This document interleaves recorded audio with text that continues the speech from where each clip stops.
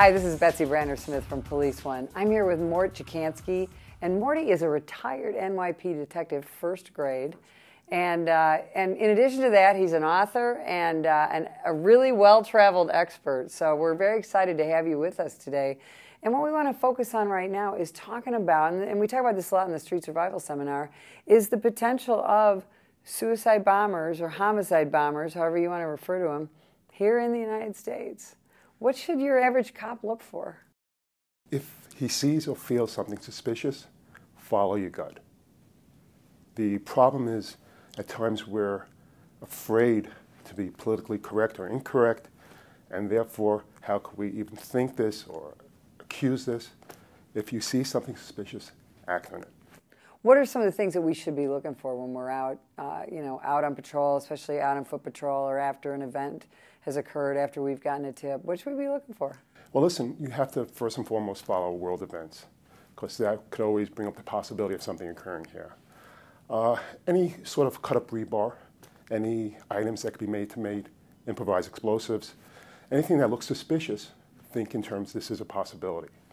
Someone discussing the possibility of it, don't ignore it. Don't be afraid, like if you anticipate that somebody has a gun, you're going to pat him down. The same thing with a suicide belt, backpack, or anything of that nature.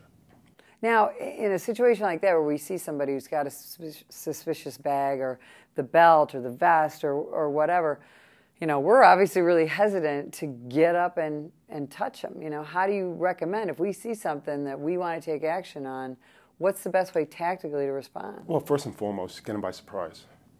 Try to, if there's a plainclothes officer available, have him be the one who interdicts with the individual.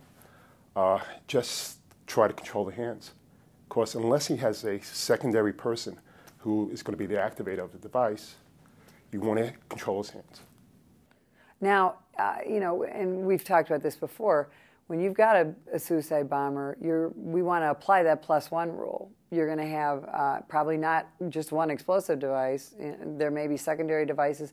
Talk about that, because that greatly impacts all the first responders and not just the cops. Listen, once an explosion occurs, it's going to be two questions. Was the device left behind, remote control, or was it a suicide bomber? It's what I call control chaos. But your first primary responsibility is looking for that secondary device.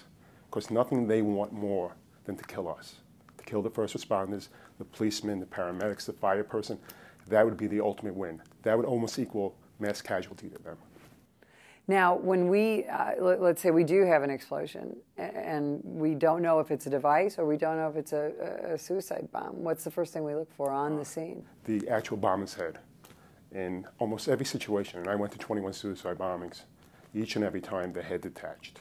So if you see a head detached, think to yourself first that it's a suicide bombing situation. And there might be a secondary person who wants to now do another bombing to the first responders. But it's going to be up to the bomb squad to make that final determination. Now, if we're rushing in there, because that's our nature, first responders, is to rush in, and we've still got to think secondary device, how do we manage that? How do we rescue people and yet still look for that secondary device and get people out of there? Well, the Israelis do scoop and run. They'll grab somebody, get them out of there as quickly as possible. You want to get the bomb squad in as quickly as possible. But you have to look. You have to look for, is there a backpack? Is there something laying around that just doesn't look right, that doesn't fit the scenario? Make sure you alert the bomb squad and have them check the item out, and you go from there. Now, what about in more rural areas? If this happens, say in the Midwest or in the South or in an area where there's not a big city, not a lot of resources, what do you suggest for those cops to do if there is no bomb squad to call? Well, listen, the first thing is evacuation. You have to get the wounded out. The dead aren't going anywhere, unfortunately. So you just have to control the scene, make a decent-sized perimeter, and let the bomb squad come in and check everything out.